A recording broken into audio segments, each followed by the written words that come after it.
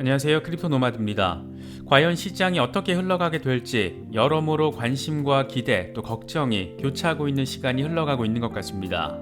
비트코인은 다시 46,000달러 중반으로 올라서면서 아주 강력하진 않지만 그래도 나름의 동력을 선보이고 있습니다. 아직은 좀 아쉽긴 해도 그래도 나름 저항 구간 주변의 매물대를 소화하려고 노력하는 상황을 바라볼 수 있는 것 같습니다. 과연 이번 주에 5만 달러 랠리 선보일 수 있을지 여러모로 관심사인 것 같습니다. 리플 상황과 관련해서는 아주 의미 있는 소식들이 전해지고 있습니다. 크게 바라봐야 될 부분 두 가지가 있는데, 먼저 소송 상황은 리플 측이 현지 시간으로 4월 4일 법원에 SEC가 수정해서 공개한 내부 자료에 대한 입장문을 제출했습니다. 과연 어떤 방식으로 대응할지 참 궁금했었는데 생각보다 담백했고 기대보다 섹시했다. 이 정도로 평가하고 싶습니다. 모르긴 몰라도 SEC가 가릴 거 다 가리고 의미 없는 수준으로 내부 문건 공개를 했던 것 같습니다. 리플은 과연 이게 문서 작성자의 생각을 반영하는 것인지 이건 법원이 판단해달라 이렇게 담백하게 한 방을 날렸습니다. 아주 잘하고 있어. 리플 생태계 확장과 관련해서도 의미 있는 소식이 전해졌습니다. 리플의 생태계 확장은 크게 두 가지 관점에서 바라볼 수가 있습니다. 먼저 국경 간 송금 생태계 확장, 또 하나는 플랫폼으로서 리플렛의 확장입니다. 이 플랫폼으로서의 확장과 관련해서 가장 상징적인 키워드, 지금 NFT를 꼽을 수가 있는데, 이번에 리플이 NFT 솔루션 신규 표준을 상정하면서 본격적인 NFT 솔루션 개발 지원이 가능하게 됐습니다. 이게 의미를 가지는 건 아주 간단합니다. 이제 리플은 국경 간 송금 플랫폼에서 이더리움과 같은 종합 멀티 플랫폼으로 나아간다라는 의지를 아주 본격화한 것으로 바라볼 수가 있습니다. 이것도 잘하고 있어. 또 하나 눈에 띄는 부분은 영국의 스탠스입니다. 영국은 영란은행을 중심으로 그동안 비트코인이 금융 시스템에 위협이 된다라면서 아주 노골적으로 반대 입장을 취해왔습니다. 그래도 세상의 흐름을 역행할 수는 없는 법, 영국 재무부가 영국을 암호화폐 자산과 관련된 기술과 투자의 허브로 만들겠다 이렇게 밝히면서 대대적인 프로젝트 비전을 제시했습니다. 내용을 보면 영국 정부의 목표 역시 간단합니다. 기존 트래디션 금융의 영역에서 글로벌 허브로 평가받았던 만큼 이런 기조를 블록체인 시대에도 이어나가고 싶다, 이런 의지입니다. 확실히 유럽연합에서 튀어나오고 난 뒤에 이 자국 실리 추구에 더 강한 방점을 찍고 있는 것 같습니다. 이번 영상에서 다루게 될 여러 이슈들은 각각의 이슈가 좀 무게가 있습니다. 개별 영상으로 만들면 2개나 3개로 쪼개할 수 있을 법한 이 무게감들이 있는 것들인데 가급적 핵심과 맥락에 집중해서 하나의 영상에 담아보도록 하겠습니다. 여러 소식들 잘 참고하시면서 시장 대응하시면 더 좋을 것 같습니다. 본격적인 시작에 앞서서 좋아요와 구독 또 알림 설정 꼭 부탁드리겠습니다. 더불어 크립토 블라블라 채널 멤버십 후원과 또 매거진 블라블라에 대해서도 많은 관심과 성원 부탁드리겠습니다. 영상 제작에 아주 큰 도움 된다는 말씀 함께 드립니다. 그럼 시작하겠습니다. 먼저 비트코인 상황입니다. 비트코인은 다행스럽게도 46,000달러 중반으로 다시 올라서면서 아직 죽지 않은 황소들의 움직임을 확인할 수가 있습니다. 물론 아주 의미 있는 수준의 강력한 모멘텀은 아직 보여지지 않고 있지만 저항에 대한 대응 능력이 존재한다라는 것, 그것만은 확실히 느낄 수 있는 것 같습니다. 공포 탐욕 지수는 하루 전보다 1포인트 상승한 53을 기록하면서 중립 단계가 이어지고 있습니다. 투심만 조금 더 살아나서 이 탐욕 단계로 나아가면 매수세가 몰리면서 시장에 조금 더 활기가 찾아드는 상황 기대해 볼 수 있을 것 같은데 어떻게 될지, 어떻게 나아가게 될지 사뭇 궁금한 단계로 이제 접어들고 있는 것 같습니다. 비트코인 도미넌스는 여전히 41%대 중반에서 횡보하고 있는 상황 확인해주고 있습니다. 과연 알트 장세를 조성하는 데 역할을 하게 될지 의미 있는 수준으로 나아가고 있는 그런 상황입니다. 현재 비트코인의 흐름과 관련해서 코인데스크는 비트코인은 여전히 48,000달러 저항에 부딪혀 있지만 43,000달러에 대한 지지는 확인하고 있다는 점에 주목했습니다. 코인데스크는 비트코인이 월요일 46,000달러 아래로 후퇴하면서 상승 모멘텀이 약해졌다는 것을 보여줬다. 매수 세력이 48,000달러 저항 수준에 도달하지 못한 뒤에 가격 조치는 지난 주말 동안에도 고르지 못했다. 이건 특히 일간 차트에서 모멘텀 신호가 2월과 3월 첫째 주에 발생한 것과 비슷하게 마이너스로 바뀌면서 지속적인 약세를 의미하는 것이다. 다만 비트코인이 43,000달러에서 지지를 받으면 하락을 안정시킬 수 있다. 일단 비트코인이 5966달러 저항선을 넘어서서 상향 목표를 달성하기 위해서는 48,286달러의 200일 이동평균을 넘어서야 한다. 이렇게 강조를 했습니다. 결국 48,000달러 돌파가 중요하다는 점 새삼 거듭 강조된 것으로 바라볼 수가 있습니다. 코인텔레그래프의 기고가 라케시 우페드히의 경우에는 지난 이틀 동안 촛대의 긴 꼬리는 곰 세력이 200일 단순 이동 평균이 자리한 48,266달러 부근에서 매도하고 있다는 것을 보여준다. 그래도 조금은 긍정적인 부분은 황소 세력이 중요한 지지선인 45,400달러 아래로 하락하는 것을 허용하지 않았다는 것이다. 이렇게 진단을 했습니다. 그러면서 비트코인이 20일 지수 이동 평균인 44,467달러 아래로 떨어지면 비트코인은 50일 단순 이동 평균인 41,689달러로 후퇴할 수 있다. 이런 움직임은 단기 강세 설정을 무효화할 수 있다. 반면 현재 수준이나 20일 지수 이동 평균에서 상승할 경우 트레이더가 하락세에서 계속 매수할 수 있다는 것을 의미하기 때문에 이럴 경우에는 48,266달러 돌파 가능성을 높일 수 있다. 이게 성공하면 52,000달러까지 상승할 수 있다. 이렇게 분석을 했습니다. 라케시 우페드히의 경우에도 마찬가지로 여전히 48,000달러 돌파의 중요성을 강조하고 있다는 점을 확인할 수 있습니다. 이더리움의 경우에도 순조로운 흐름을 확인하고 있습니다. 이더리움은 다시 3,500달러 위로 올라서면서 4,000달러 랠리에 대한 기대감을 키우고 있습니다.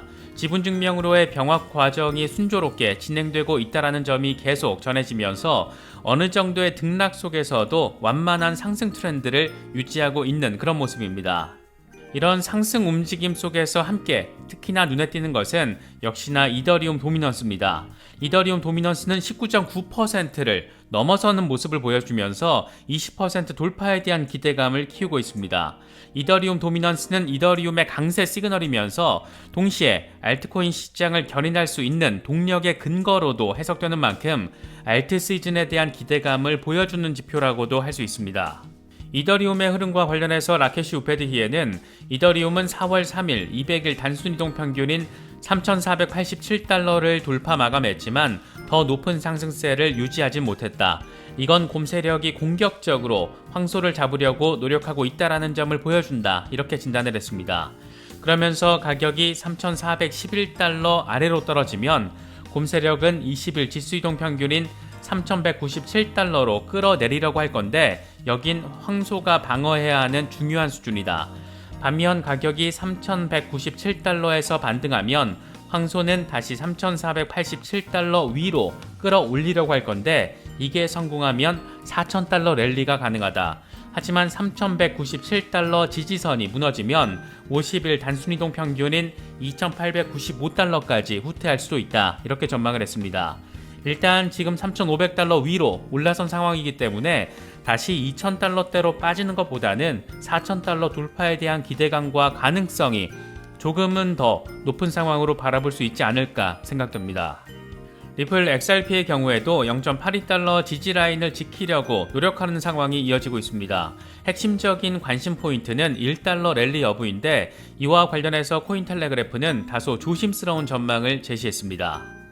라케시 우페드히에는 XRP 황소가 가격을 0.86달러 오버헤드 저항 위로 밀어 올리려고 시도했지만 곰 세력은 꿈쩍도 하지 않았다. 0.86달러 위로 올라가지 못한다면 곰 세력은 가격을 50일 단순 이동 평균인 0.78달러 아래로 하락시킬 수도 있다라고 분석했습니다. 그러면서 가격이 0.78달러에서 반등할 경우 황소 세력이 하락세에서 축적하고 있다는 것을 보여주는 건데 이건 며칠 동안 0.78달러와 0.89달러 이 박스권에서 머물게 만들 가능성이 있다. 곰 세력이 0.78달러 아래로 가격을 낮추면 0.7달러까지 폭락할 수도 있는데 만약 0.89달러 위로 황소가 끌어올린다라면 이때는 1달러 랠리가 가능하다라고 전망했습니다. 지금 딱 그 중간 언저리에 자리하고 있는 상황이라서 이런 분석을 보면 뭔가 불안한 상황에 대한 고려도 필요한 건가 그런 생각이 들기도 합니다. 그래도 이슈적인 측면에서는 리플을 둘러싼 상황 꽤 근사한 것 같습니다. 크게 두 가지 중요 포인트들이 전해졌는데 먼저 리플 소송과 관련된 부분부터 살펴보겠습니다. 리플은 예정대로 4월 4일에 SEC가 수정해서 공개한 내부 문건에 대한 입장을 법원에 제출했습니다. SEC가 가릴 거 다 가리면서 수정할 게 뻔했기 때문에 과연 리플이 어떤 방식으로 대응할지가 큰 관심사였는데, 리플은 생각보다 담백하게 지금의 상황에 대응하면서 그 공을 법원에 넘겼습니다.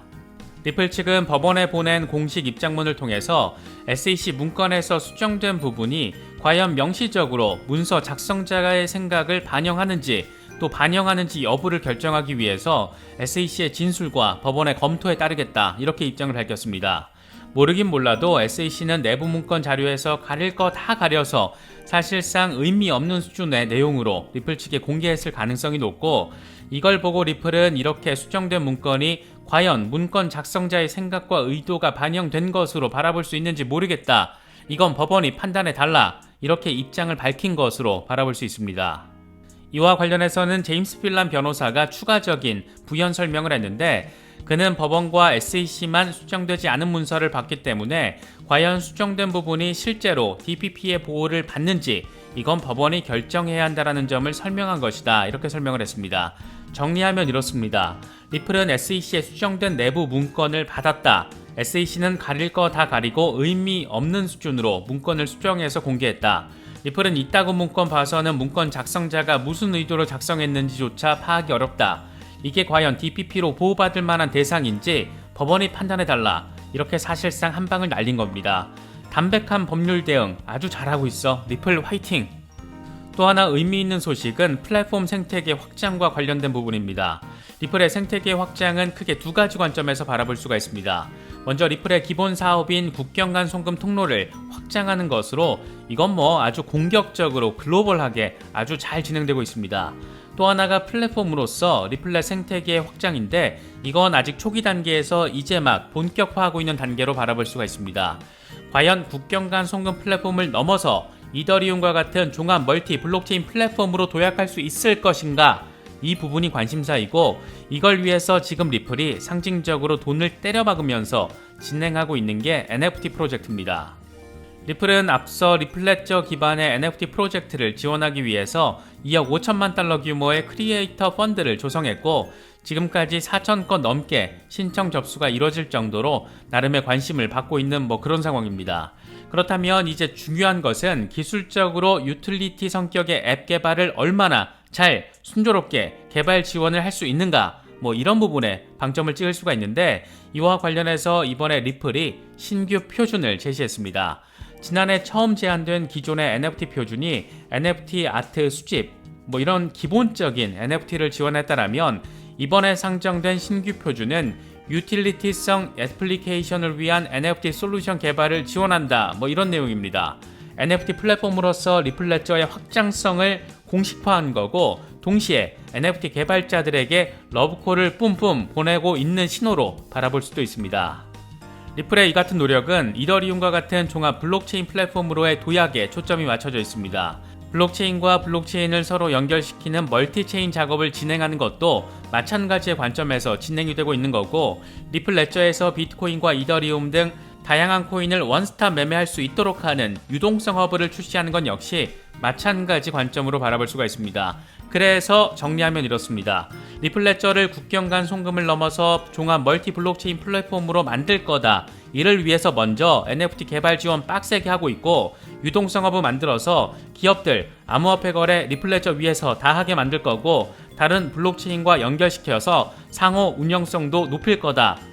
이런 원대한 계획이 지금 산발적인 것 같이 보여도 하나의 목적성, 지향성을 가지고 아주 적극적으로 빠른 속도로 나아가고 있는 겁니다. 아무튼 이거 정말 대단한 원대한 비전인데, 이게 말만 하는 게 아니라 지금 하나둘 빠른 속도로 현실화하고 있다는 점에서 진짜 리플 칭찬하고 싶습니다. 다시 한번 리플 화이팅! 이어서 영국이 보여주고 있는 전폭적인 변화의 움직임도 간단히 짚어보겠습니다. 그동안 영란은행은 비트코인이 금융 시스템을 망가뜨린다라면서 엄청 강력하게 비판을 해왔는데, 역시나 시대적인 흐름을 역행하면 굶어 죽기 딱 좋다, 이런 것을 영국 정부는 이제사 인식을 좀 했나 봅니다. 영국 재무부가 영국을 암호화폐 자산과 관련된 기술, 투자의 글로벌 허브로 만들겠다라는 아주 야심차고 전폭적인 계획을 제시했습니다. 산업 육성뿐만 아니라 스테이블 코인이 영국에서 규제를 받는 공인된 결제 수단으로 사용될 수 있도록 입법 조치를 추진할 것이다. 이 같은 입장도 밝혔습니다. 영국 재무부 장관 멘트가 재미있는데 리시 수낙 장관은 암호화폐 기업이 영국에서 투자하고 혁신을 이루고 성장할 수 있도록 도움을 줄 거다. 우리는 미래의 기업들을 바로 이곳 영국에서 볼 수 있기를 원한다. 효율적 규제를 통해서 우리는 기업들이 장기적으로 생각하고 투자하는 데 필요한 확신을 그들에게 줄 수 있다. 이렇게 말했습니다. 이거 주어를 영국에서 두바이로 바꾸면 최근 암호화폐 기업 유치에 사활을 건 두바이의 상황 그대로 영국에서 진행되려는 것 느낄 수가 있습니다. 미국은 SEC를 중심으로 계속 헛발질하고 있고 미국의 패권에 대해서 계속 부정적인 분석 나오고 있고 이러다 미국 암호화폐 기업들 엑소더스 발생한다 이런 우려 조금씩 현실이 되고 있고 어쩌면 영국은 지금의 이런 상황을 기회로 잡고 활용할 수 있는 가장 적절한 수단으로 암호화폐 수단을 선택해서 판단한 것인지도 모르겠습니다. 암호화폐와 블록체인 산업을 바라보고 있으면 세상의 변화, 이 시대의 변화를 느낄 수 있는 것 같습니다. 차트의 변화도 중요하고 계좌의 변화도 물론 중요하지만 진짜 큰 의미 있는 변이역 수준의 변화가 지금 이루어지고 있다는 점, 이런 부분들도 놓치시지 않으면 더 좋을 것 같습니다. 이번에 준비한 영상은 여기까지입니다. 영상이 도움이 되셨다면 좋아요와 구독 또 알림 설정을 꼭 부탁드리겠습니다. 영상 제작에 아주 큰 도움 된다는 말씀 함께 드립니다. 언제나 성투하시기를 기원하겠습니다. 시청해주셔서 감사합니다. 지금까지 크립토 노마드였습니다.